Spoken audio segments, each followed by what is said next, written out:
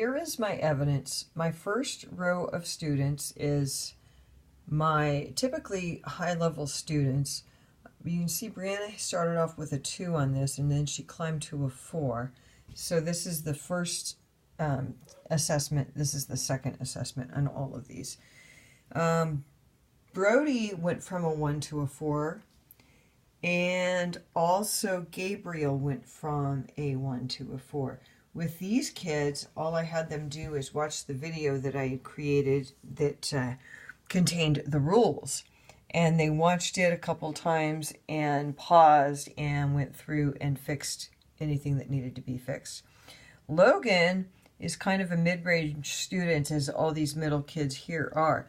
But he went from a 1 to a 3, and I had him doing the manipulative punctuation and editing marks, as I did with the rest of these kids. And you can see Logan started off, went to a 1 to a 4. Brooke only went from a 1 to a 2, but still she went up.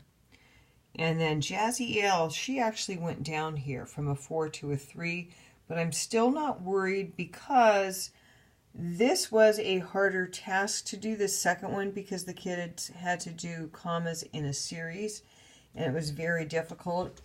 If you go to the at-risk students, which are in this row, it's the same thing. Most of them, I believe all of them, went down from a 2 to a 1 here.